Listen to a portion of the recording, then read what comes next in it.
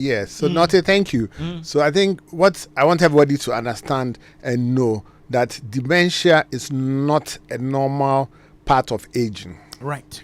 So that fact has to be done. And quite recently, Wait, I'm at it thrice. Yes. Some people say that you didn't mention it last But week. no, Did. I did. You It's did. not a normal part of aging. Unfortunately, a lot of health personnel think that it is a normal part of aging. So we have a lot of work to do. That's why we are here today to demystify, to increase awareness, and to reduce stigma. Right. So stigma for dementia is very important and cuts across several cadres, several factors. Okay. And dementia is not only about the person living with dementia, it's about the family members and about the carer, the caregiver. So these three people are important, and they all have a role to play. They all have their difficulties. They all have their peculiarities. So we need to avoid stereotypes that people with dementia are mad. So therefore, they must go to the psychiatric hospital. So dementia is not a mental disease. It is a neurological disorder, which needs of the brain, which needs to be prevented, which needs to be managed, which needs to be treated, but cannot be cured, as at now. All right. Okay, so you heard that, right? So if you have somebody who's elderly, aged, and they're sharp and all that, there's nothing wrong with that. They are not lucky. They are not lucky. They are not, because like Albert says, it's not a normal part of aging. 100%. So if somebody's fine, it's not a miracle. And that's how we're hoping it could be. Yes, every single one of us, as we age, because everyone will age, the plan always is that you fall into the category that we call successful aging. All right. Where despite the changes that happen with age are happening to the body, you're still fully functional and able to do everything for yourself. All right. Okay.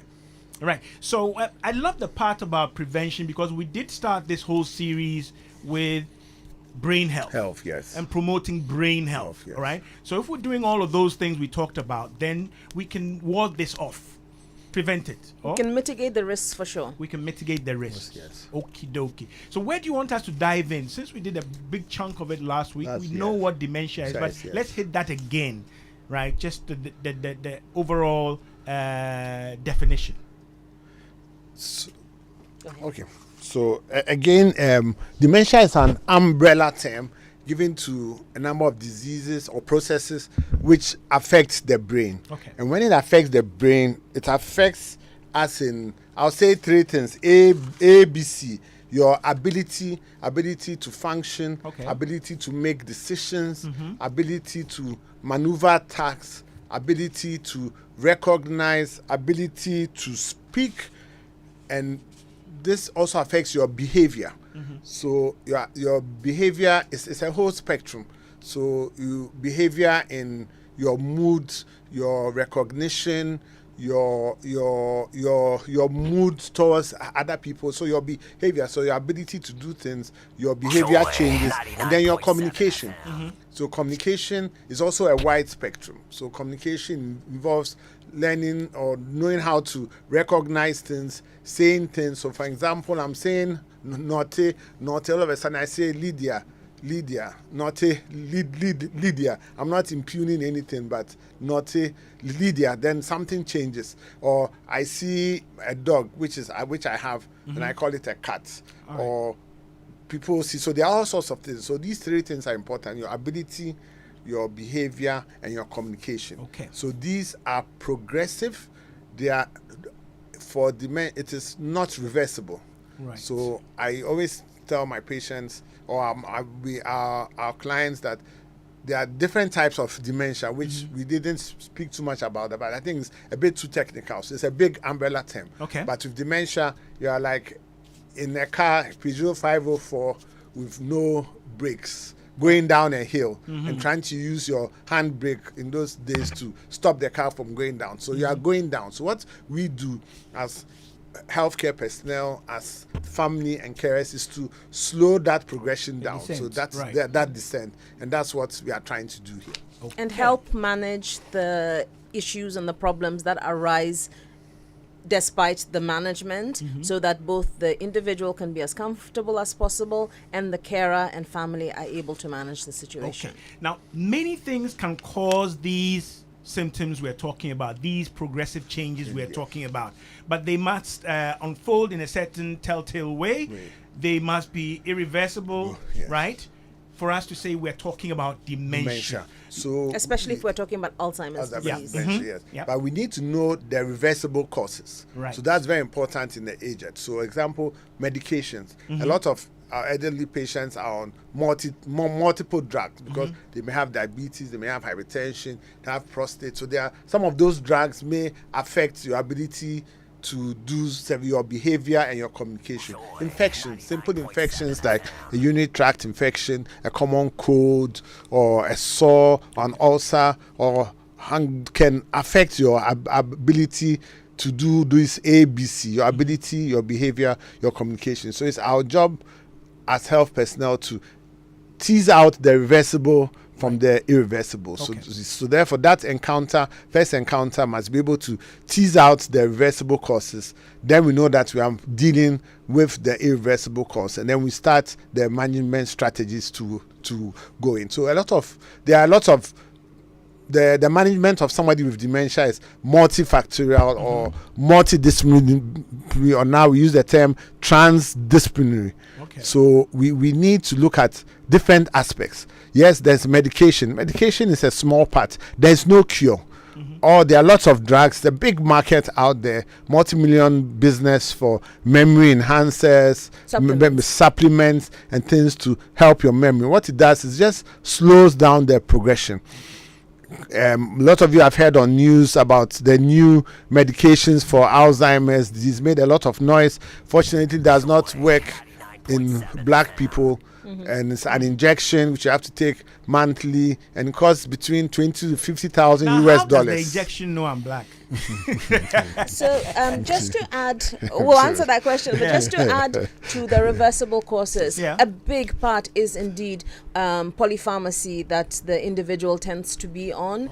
And also a lot of our elderly individuals will have complaints of, today I didn't sleep properly, I haven't slept properly, and the unfortunate thing is you can walk into a pharmacy and get benzodiazepines, and those medications and some of the other medications that even healthcare personnel will prescribe for their patient when they say, oh, I'm not sleeping well, are very detrimental to memory. But besides that, we also look for B12 deficiency, we look for thyroid disease, certain infections, to make sure that those are also not contributing or causing the memory and other cognitive deficits. Okay, if you just joined us, 16 minutes past the hour of 2 on Joy 99.7 FM. As always, this is Ultimate Health, your ultimate guide to healthy living.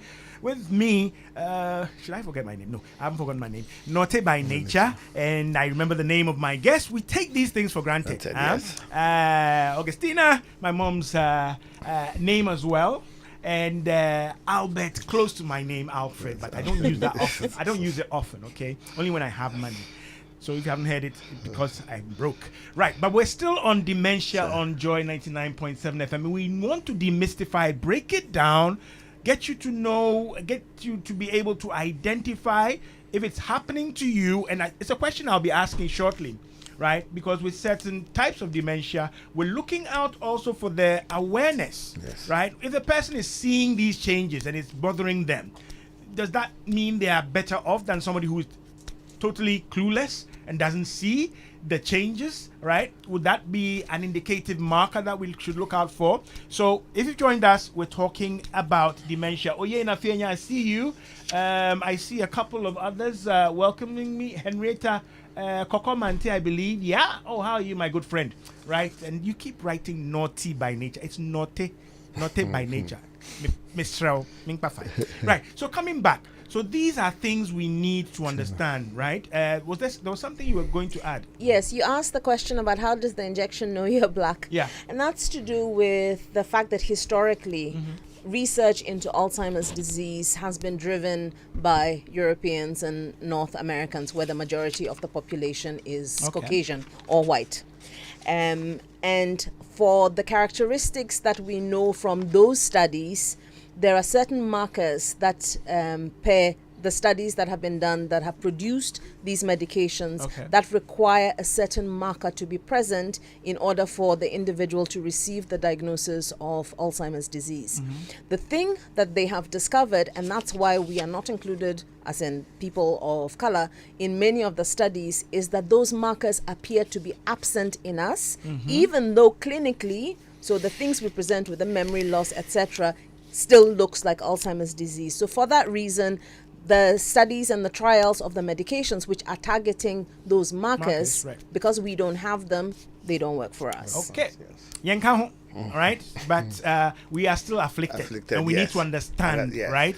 Oh, and that's another reason why it is important that we as Africans, as Ghanaians, take part in some of these studies. So I wanted to commend Professor Kwalu and his team in Kolobu Teaching Hospital. We're currently working on exactly that, so that the treatments that we have, we know will work for us as well. Right. Research is important, and it must be validated and targeted and conducted in our parts of the world as well, all right? Because certain things manifest differently, and the underlying causes and features may be different. Right. Coming back again, right? Yesterday was World Alzheimer's Day, right? And many people still ask, I mean, Alzheimer's, dementia, which is one a cold, is one asthma, is one this, is that, and that, and that. Do they look the same? Are they under the same collective umbrella? So Alzheimer's disease is a type of dementia that is under the global umbrella of dementias. There are other types. It is actually the most common type of dementia in the elderly. Okay. Pray tell me that we, the dark ones, we are exempt. Sadly, no different. We're not. But the name is not even African. Yeah. It's not. Again, that's because the research historically has been driven by those who do not have as much pigment as we do. It's still the most Unfortunately, common for us. it remains the same for us. Okay. The challenge that we have, and I'm sure Dr. Palu will confirm this, is that the criteria for diagnosis, again, is driven because historically it was a Caucasian problem that was being researched. So not all the markers that you're supposed to look for tick and say, yes, we have all of this. It has to be Alzheimer's disease. We don't meet all the criteria. But clinically, we have it the same. Same.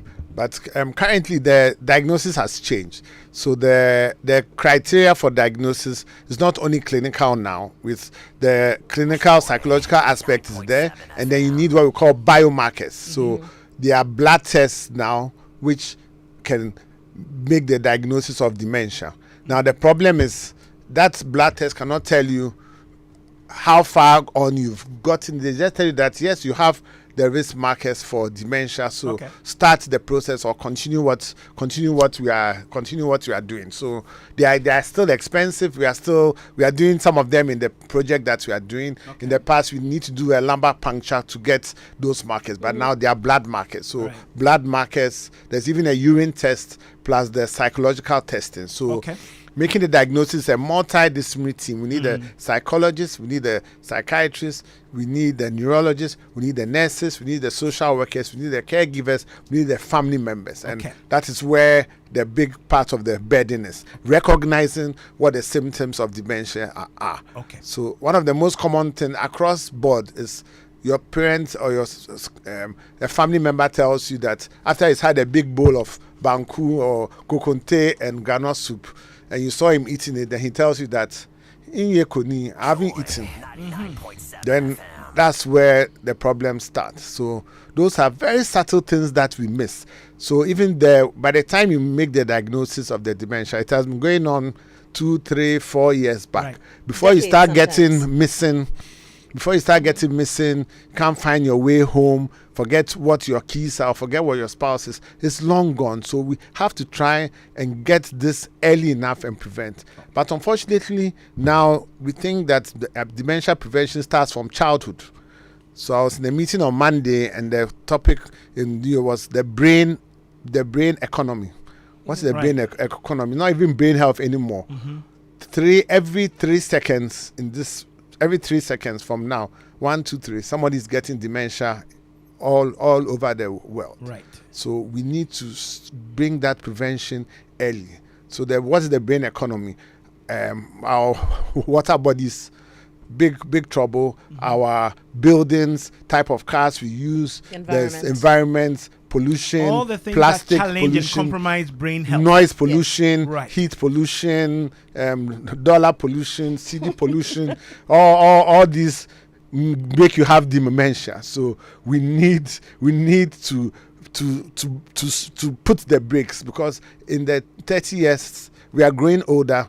1 in 2 persons will have a neurological disorder, and we don't have the manpower or the resources or the willpower or the heart to tackle it then. So let's start now. Okay. And you know the adage, prevention is always better than cure, especially when there isn't one. Right. Okie dokie. Hello, good afternoon, Team Ultimate Health. Please, when you put off the lights in your room before going out, but while in town, you keep reflecting if you really did so, please, what is really happening? Is my brain trying to play tricks on me? Papa ni in Doma Hinkro. Well, early size, he's calculating his electricity bill.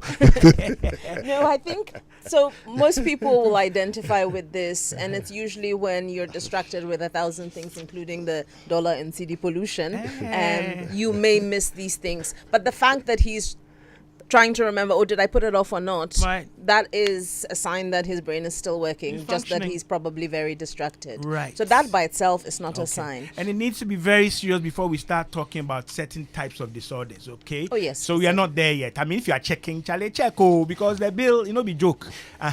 So he's okay. I should think so. Sounds Again, it's really impossible by one little example to be able to make a diagnosis. But things to look out for. And it's usually the people who spend time with the individual who notice these small things. Right.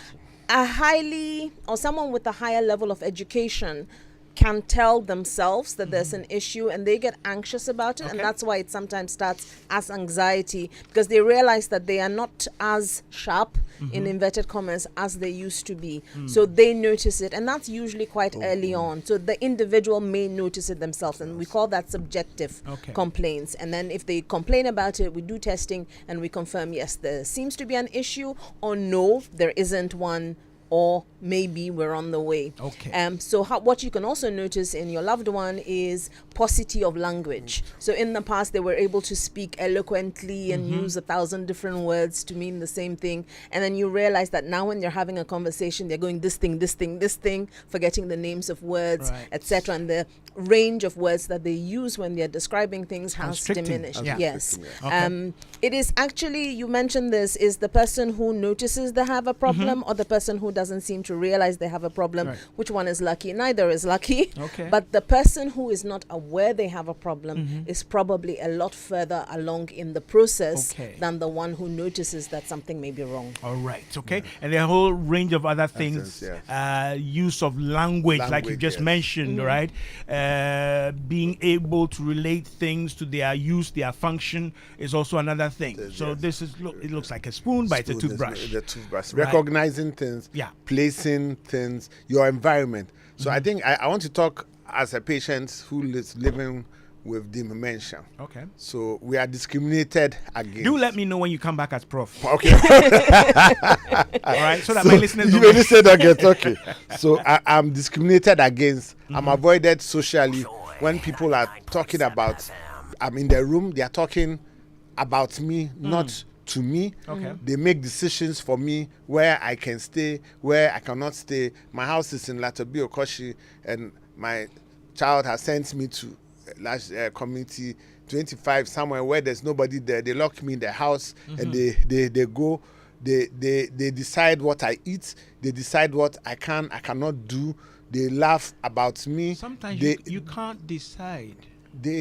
No, I have a right. You have a right. Yes. But, I'm also speaking as I have somebody a right. looking after you. Yes, I have a right. My money is there. You decide how you want to spend my money. Some of you are going to court, making me signing affidavits to take over power of attorney when I'm there and I understand what is going on.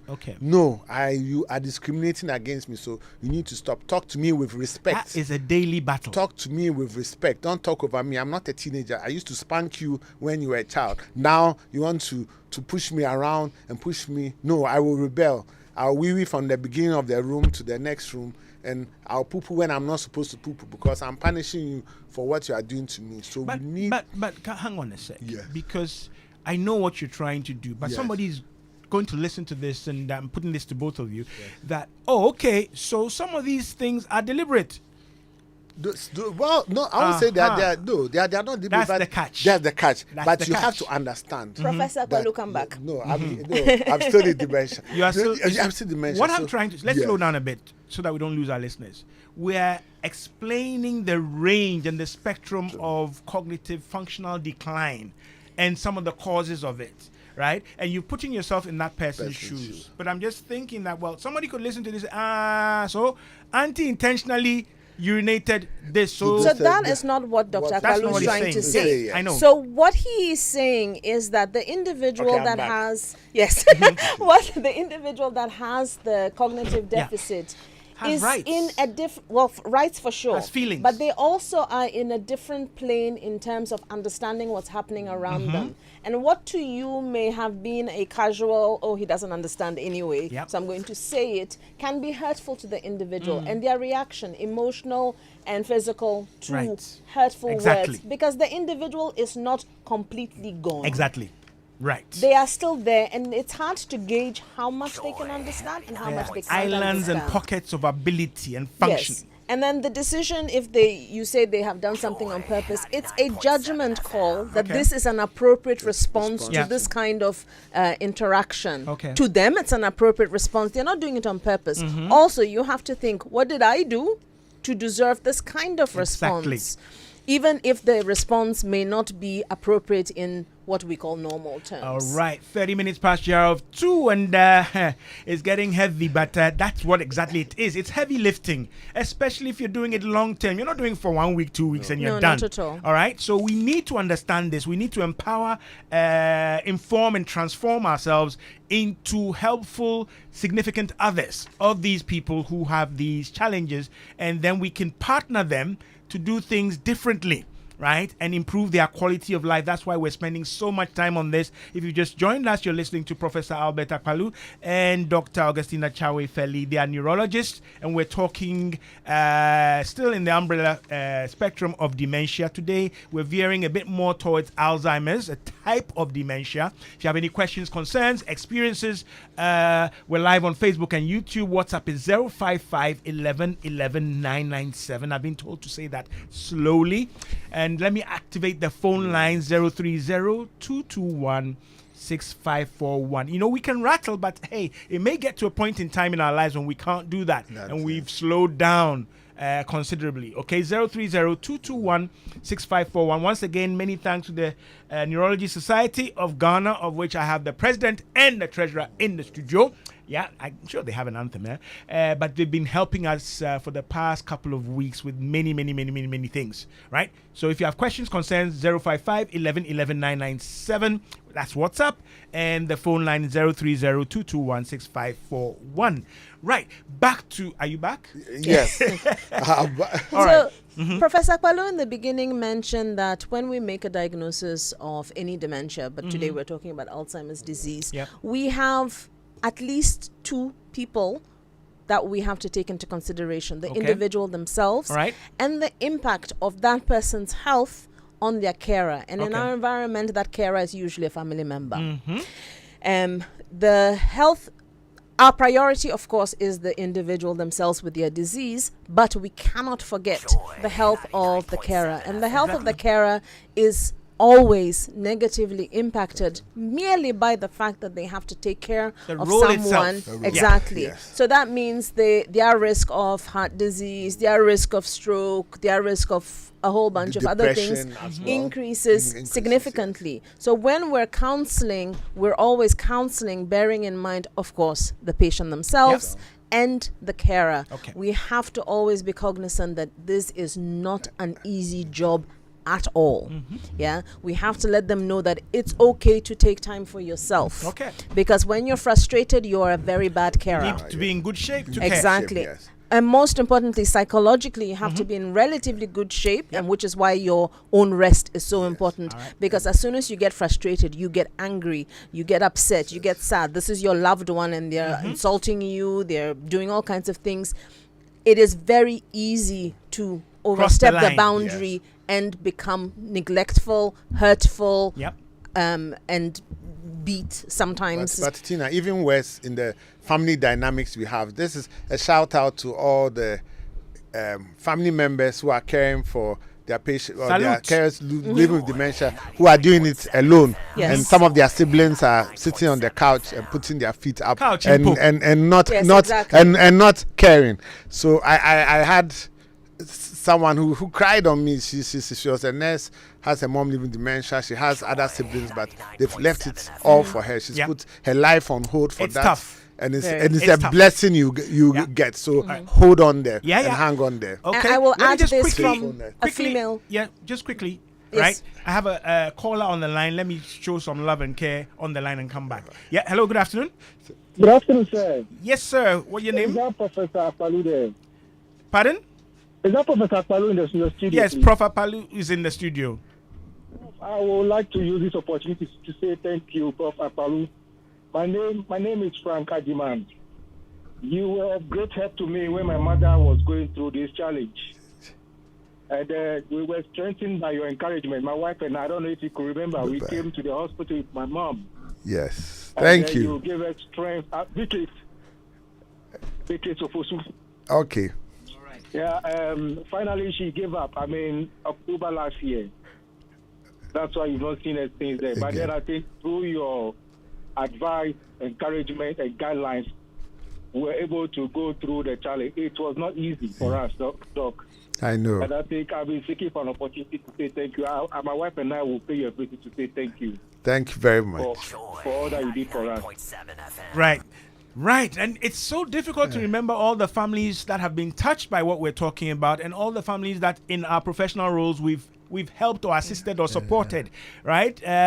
And it's good to hear some of the good commendations as well, but it is not an easy task at all. Not It's at hard all. work. We definitely try when we are making the diagnosis to have as many family members present as possible.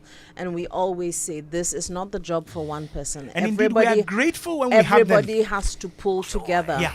I was going to add before we took the call that sometimes culturally in our family dynamics, if a woman is taking care of a man with dementia, she gets abandoned by the man's family because they say she is responsible for his dementia and she gets left alone. And that is something that we shouldn't have. So again, we try and say, fine, explaining to family members can be difficult from a layperson point of view. Have them come to clinic. Come, let us take the brunt of whatever negative reaction there is to the condition. We will take it. It is better than it is given onto the carer, the spouse, etc. Right. And the carer and the condition and the skill set of the carer, the resource basket, right, is a very critical variable. In fact, I remember a late colleague and student of ours did a study on the burden of chronic care.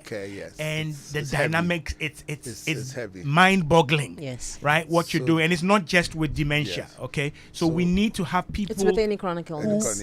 Who are helped to understand, and then also help to understand that they need respite.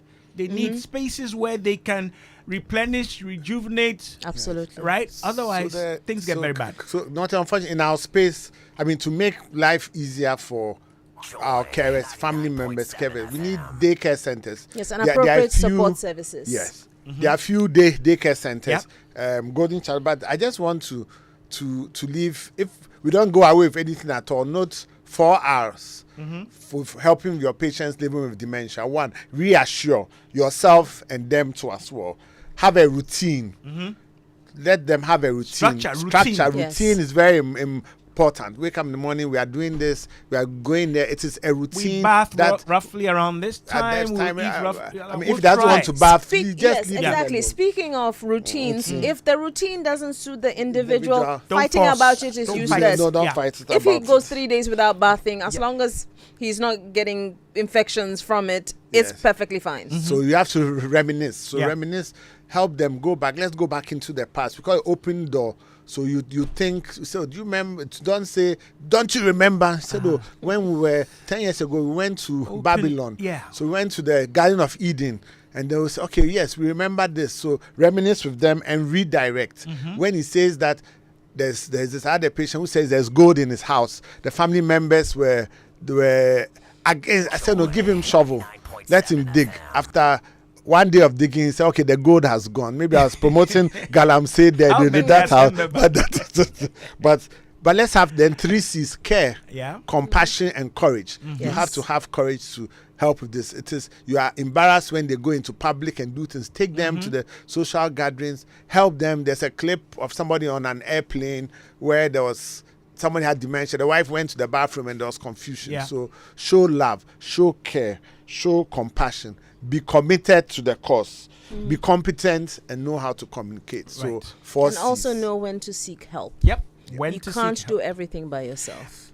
Culturally, we are resistant when it comes to support groups and going here, professional care, and so on and so forth.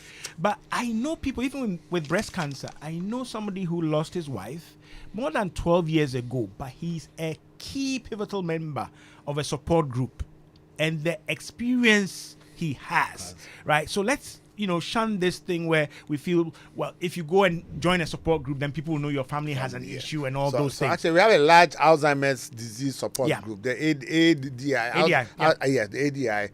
And then we have the Golden Chapter, and there are some homes coming up which are helping to take them back. We need to get this. We need to get this home care concept going. To have to take care, somebody has to give. And we need carers. Family have to give. There has to be support. There has to be a routine. There has to be a plan. There has to be discussion. There has to be sharing. There has to be equity. But most of the time, it's lopsided. So these things happen. So we'll get there. But please show love to those who are caring for the family. They put their lives on hold. Their careers are on hold. Their marriages are on hold because of this. And to the spouses who are also helping their spouses with their parents living with them, a big plus and kudos to them. Okay. Now, talking about this also brings this into perspective. Many people think, well, I'm hearing everything I'm experiencing right now on Joy 99.7 FM, right? But it doesn't rule out other secondary conditions that the person may have. Yes. You may have dementia and still have cancer. Yes. And still have other things. Still have hypertension. Still have diabetes, and so on and so forth. All right. So the thrust is not that this subsumes everything else. No. You've got a whole lot of things you're juggling. So the comorbidities have to be treated. Right. So comorbidities, so hypertension, diabetes, cancers, urinary incontinence, your thyroid problems, your cardiac problems.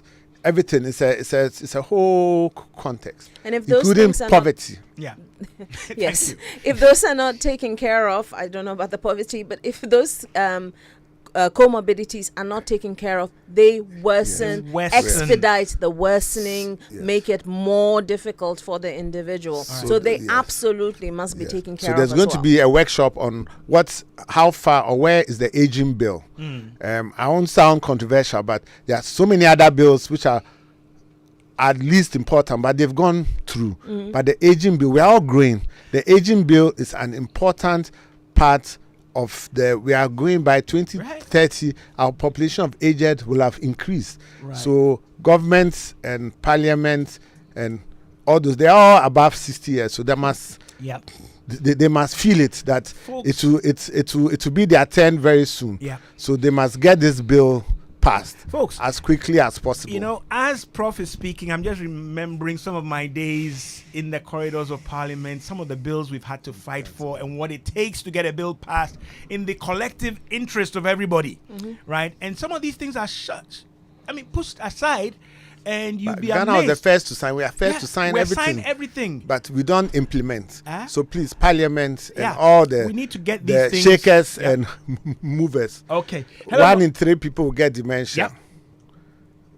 We're laughing. People have been laughing and making references to a particular president who's taking some rest now and all of those kinds of things. But there are things we should be doing, things that should be in place, right, that we can look for, right? This one says, hello, Nortey. My mom had dementia. Thank you so much for this discussion. I'm the last born of 3. The 2 elderly have left the caring and maintenance of our mom. Thank God for sustaining myself and my husband for close to 3 years now. Bless you. Thank you so much. I followed the discussion from last week. Care, compassion, courage, competence, etc. Yes, a big kudos to Mr. My better half. Come on, mention his name. All right? You don't get them that easily. They're not hanging and growing on trees. So if you got one, mention his name. Send me something with his name. To all of us, to all of you in the studio, God bless you. Good afternoon. And your name is also missing. Rebecca from Frafraha. Right. Mr. Edusu, please. Mr. Edusu, we love you. We love you. We love you. We love you. Love you. Love you. Right? It is not easy. Okay? We can make a show out of it, and it sounds very, very simple. And Rebecca as well. Yes, and Rebecca. Hey, Rebecca, don't joke. You know, simple things like just, hey, are there still more tablets to take? And you're doing this on a daily basis, sometimes 3 times daily. And so we have our tablet organizer, medicines manager, and everything. And then we've eaten, and we're happy we've eaten, but we've got to do the meds. Okay? And so that's where the shift taxing comes in. So everybody has to play a role. I wanted to address something the caller who was praising you said. You know, I know he used the phrase properly. She gave up. But sometimes this is tiring. From physiotherapists to neurologists to physioterrorists to this, to this, that. And we've mentioned the psychological state of the person, and that's why we need people who know what they're doing and how to do it. So I laughed, but it wasn't funny at all. You're absolutely right. And I think the way we think about illness in general, and when someone has succumbed to the illness, we say they gave up. I don't think it's correct. It's definitely a battle, but they didn't lose it. They went the way they needed to go, and we helped them. And it's not at all about people giving up. No. It's just, it happened because it is a horrible fight you do not want to be in. And it's all about, she had the courage, or whoever it was, the courage all the way to the end. So I think you need to do a show on death and dying. Yes. It's a big concept that we don't understand. We did a couple of years back. And making the death experience a wonderful one for everyone. So this is a chronic disease. It's a chronic disease. It's an irreversible disease. So you will get there. So it's how you get there, which is the important thing. So there's nothing more lovely and peaceful for having your loved one die in your arms peacefully, and you get closure. So we need to look at that aspect as well. So if you are not part of the caring process, and then you come from Mars or somewhere and just appear and start shouting instructions. Why didn't you go here? Why didn't you go there? And then the person passes. Then you are crying the most. Fire burn you at that time. So this is the thing. I think also it's important, and that's how we are able to help the families living with these issues, is counseling and education. It does not make things easier, but when you know how things are going to go, the things that inevitably will happen, when you're prepared for them, whilst it still hurts a lot, you at least have things in place so that they don't catch you unawares, and then it's even more of a shock. And we're very bad at these types of discussions where we say that somebody is going to inevitably, this is going to happen, or no, we're not able to cure. It's a cultural thing. We like to say, oh, everything will be fine. And whilst, yes, it's important to keep spirit and keep hope, it is also important to be realistic and put measures in place so that we go on that journey at the best possible way. 030-221-6541. We're talking dementia. We're talking about this progressive deterioration of brain function, and actually deterioration of the brain as well, with the neurologist, Professor Albert Akpalu and Dr. Augustina Chawe-Feli. They're here. My phone line is active. If you forget and you send me sidebar, what I will do to you, Somebody's typing. This is Rebecca is typing it. Okay, she says thank you so much. I wanted to ask this question. So, with all this going on, the planning and the measurement or acknowledgement of progress, because it's a big thing, so that we ate all our food today is major, is World Cup, right? Do we need to learn and teach people how to measure progress and change differently such that the environment is nurturing and supportive? Absolutely. I think you probably couldn't have said it better. And it's also about seeing the little things that we take absolutely for granted and taking pleasure from those things. Okay. So when you're able to stand up, when you're able to attend church, when you actually want to go and you got ready on time. Or you laughed at a joke. You laughed at a joke. Or you commented to something on the TV. Right? Recently there was something about voters registration or something, and I was joking with Mom, right? No, she's even way better, though there are a few slips. But she said, hey, they shouldn't forget her. I said, but where are you going to vote? She said, when I get there, I said, do you know who is standing? She said, when I look on the thing, I know them. I listen to them, but they are always shouting. So some of these things are intact, right? And my mom loves to go cast a vote. Right? So these things make us whole, right? And sometimes we just shove them aside thinking that, it's too far gone. So let's remember those things. Yes, Prof. Yes. So in doing that, we shouldn't shout at them, we shouldn't reprimand them, they should love and understanding. I had a patient who was agitated, so because they don't give him any, they said, the doctor, but I have no money, I don't have any money, and this is somebody who looked at everybody, so they had stopped giving. I said, look, put 20 CDs in his wallet. After they put that, he was fine, he got his independence. So let's give them some of their independence, help them to make decisions, don't make it above them when they're in their room. Talk about them when your friends come. Don't say, he's long gone. The man is sitting there, he understands what you are saying. So they should participate in what is happening in the family. Play games. So that's where the 10 things to improve your brain health comes. Comes across from all the genders of ages. Physical activity, eating well, having enough sleep, having social connections. There's a family event, because you know that your father or mother will go and display in quotes. You lock them in the room and go and come. So they you come and boss them. So had the party. You bring some of the food pack which has expired, right, and you give it to them.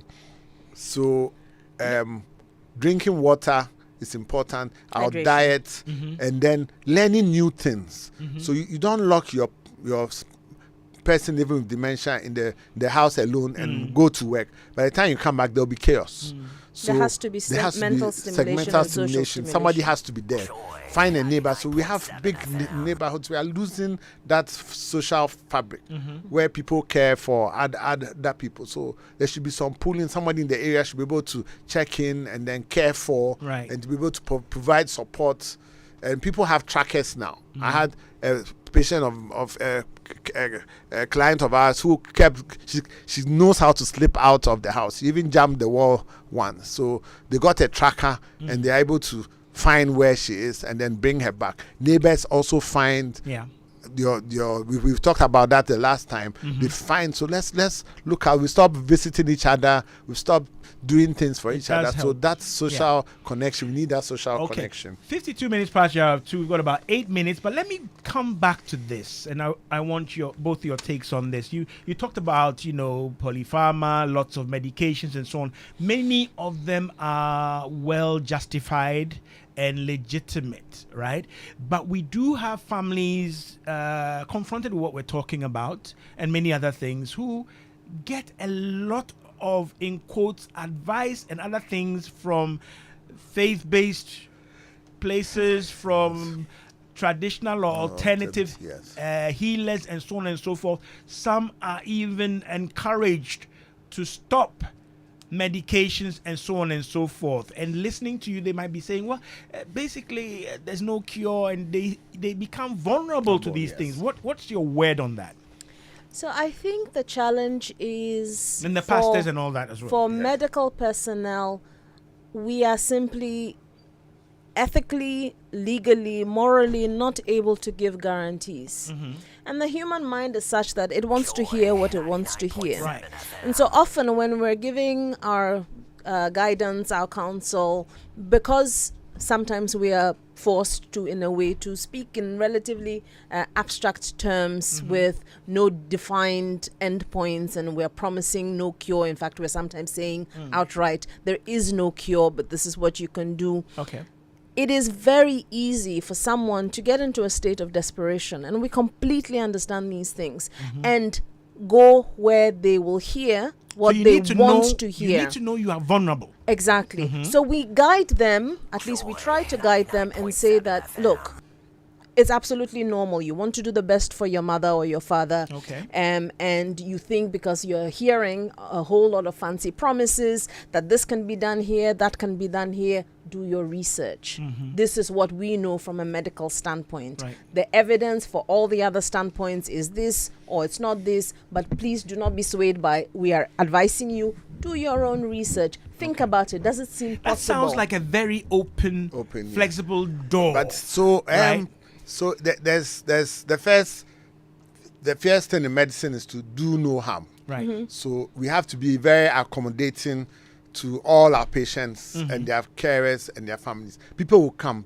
I have this medicine because I have this, I have that. Yeah. So once it's son not in the US sent once this. not in the US, one is not causing harm.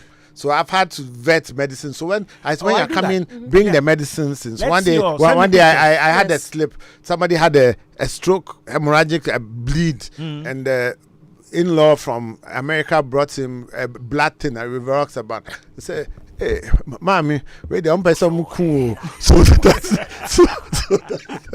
he said, "I mean him start instant drone. So we have to be open and look at the medications and advise. So there's and look at things that there are a lot of local things that we use that improve your well-being. One of that's one of our local herbs, spices, prekese, for instance, helps to improve your well-being. So we are giving it a lot to people with our neurological conditions. It helps. So there are local things that help. What you're saying is that if I come to you, yes, and I bring these things and maybe some of the safe alternatives, yes, you're not going to yell at me. You're not going to. No. I think that is why we lose them when we get into paternalistic roles and say, no, you can't do this. That is why we have to have a discussion. Yeah, that's why I was emphasizing this open door. Yes. Because sometimes they disappear and come back. Yes. But having done that, they feel, I cannot go and see Dr. Chawe again. Yes. And that's why I'm getting you guys to talk like this, because then they know that, look, we're here. We are here to help. Right? We are here to help. No, I think you see, we have a lot to learn from our traditional healers because of our work with epilepsy too as well. We work with a lot of the traditional healers. Now, if I'm going to a traditional healer's shrine, I take off my shoe and walk backwards. If you are coming to my consulting room, I open the door, come and carry you and distance. So when you sit down, you say, Papa, he doesn't know what he's doing. So we have to be part of them. We have to show empathy, understand them. So unfortunately, a lot of our healthcare practitioners are not. They shout and they give opinionated ideas. The point. Yes. That's where I'm going. Yeah. So you go. If you go and use something and there's something happens to you, you come back. We are here to help, and you learn your lesson from that. So let us have open doors, open arms, help them. They have to come and see you and be happy when they are going back. Not say don't take no. So we have to negotiate. It's the healthcare experience is negotiation. So it's showing part of the courage and then the compassion and the commitment to what we are doing. 100%. And dementia brings us that. So it's time to act to bring dementia awareness and stigma down. Right. I also think it's important to let people know that they have the right, absolute right, to seek another opinion. Yeah. Because when you do that, then they feel like, oh, okay, let me go and ask somewhere else. And they inevitably return because the opinion is usually the same. Or they have tried something, seen that it isn't working, and then they come back. None of us, no medical professional owns any patient. But they sometimes think that we are possessive and that if they did something else, we will yell at them, we will get upset, say, don't come back. We will lose money. That is not the case at all. It is patient's right, patient's autonomy, or their surrogate, the carer, to seek care where they feel comfortable and to seek another opinion. And if they decide to go somewhere and then later decide to come back, that is also their right. Okay. And it's also courteous for you as a health professional to give information. So a lot of patients come between us. We are a small group. So somebody sees Tina, come back to see me. So I'll call Tina. So Tina, we saw this patient. And then they're the same way. So we should not.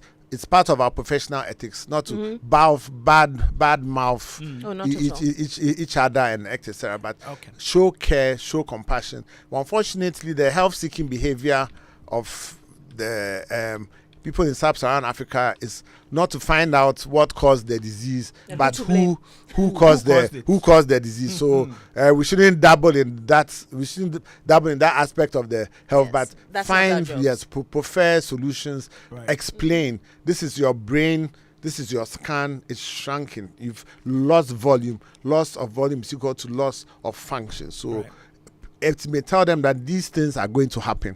So when these things happen, they'll know what to do. But no warning at all, and these things happen. Then they'll go around to look for other faith-based healers as well. So as much as possible, pray, take whatever you have to do, and show care, love, and compassion. That is all what we need in managing Alzheimer's, dementia, or dementia as a whole. Right. You're reminding me so much of a module I used to do on a regular basis with Reverend Dr. Fred Degbe, religion and health. It's a big thing. I used to bring in Prof. Hesse as well those days. We need to go back to that because people get a bit mixed up. Yeah. Pastor says this, doctor says this, and that and that. And then when I bring a doctor who is a pastor, then they get the real deal. Yes, Augustina. So we have also been skirting around the issue, mentioning it, but not in so many words. Stigma. Yeah. I think, again, it is a cultural thing. We take any disease, any chronic illness as a form of punishment. Exactly. Who did it? Why do we have it? Yeah. And so we tend to hide all our illnesses. We hide hypertension, we hide diabetes, we hide as much as we can until it's openly evident, and then when it's openly evident, then we hide the individual. And we should not do that. Every opportunity we have to counsel our patients with any illness, but especially those illnesses that have been historically considered mental health illnesses, epilepsy, dementia, a lot of our neurological diseases. You have nothing to be ashamed of. Right. We are happy to walk around saying, oh, I have a bit of typhoid, not understanding that means that you have been in contact with feces, but you are not happy to say, well, you shouldn't be happy to say it, but you are ashamed to say that I have hypertension, that I have epilepsy. That absolutely is incorrect. And when we learn to talk about illness not as punishment, but a fact and part of life that you have to deal with, and not be ashamed of. So Tina, they've even upped the new report, the ADI report, Alzheimer's Disease International Report, which was launched on Monday, has categorized dementia, stigma associated with dementia into 5 parts. And I was surprised to find that there's structural stigma, public stigma, self-stigma, affiliate stigma. That is the people who are looking after the persons living with dementia are discriminated, are discriminated against, and then courtesy stigma. So structural stigma for me is important. Our courts and our banks are also part of our problems. Somebody cannot sign a signature. You refuse to let him thumbprint, and then he holds a whole lot of. I've been in courts for several times about this. So you need to change those structures and those policies and those. So at what point? What can we do to help mitigate these processes? So these are stigma and self-stigma that we need to bring down, because they feel insufficient. They are afraid to go because people will laugh at them. The children are laughing at them. Papa, we were about them. It's not madness. So dementia is not a mental health. It is a neurological condition. It's not part of normal aging. We need to identify the signs early. We need to address them and prevent with brain health, which are the simple 10 things that we've been talking about: physical activity, managing your blood pressure, your diabetes, eating right, having good social connections, and sleeping well, improving your mental health, and not blocking roads. So you mentioned mental health and the fact that dementia is not a mental health disorder. I also want to say that, yes, 100% agreed fully, but mental health disorders should not be stigmatized either. At all. You won't believe it, we've gone 3 minutes past the hour of 3.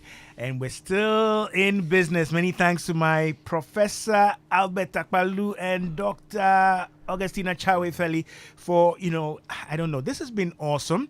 And we've broken it down, all right?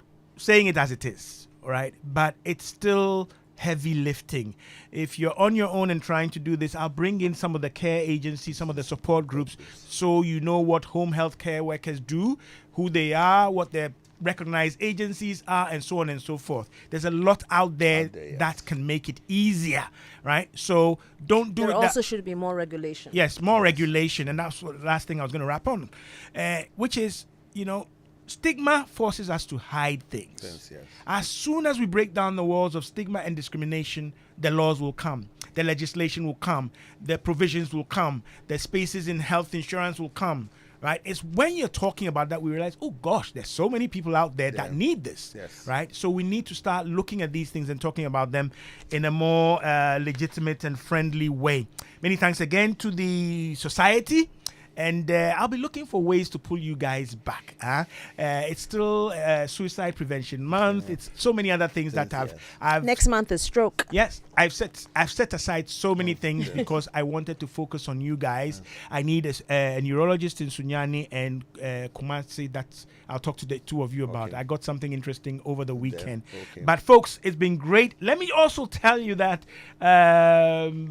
good things happen in different ways. Sadly, I'll be parting ways with Abeku Sankofi, who's leaving us. But moving on to bigger things he doesn't want to tell me about.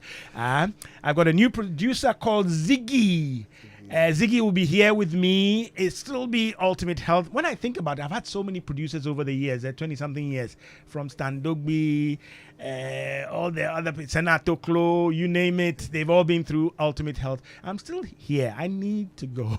I need to take a break. But Abeku, you've been awesome. I think it's about 6 odd years or so. Yes. He's been awesome, and you hear him not only on Ultimate Health, everywhere. He's there like MTN. So I salute the man, Abeku Sankofi.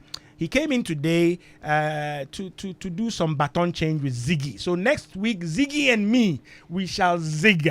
So many thanks to my discerning listeners. This has been Ultimate Health, your ultimate guide to healthy living. This is every Sunday, brought to you by me, myself, Nortey by nature. Take and stay. Don't go away. Joy.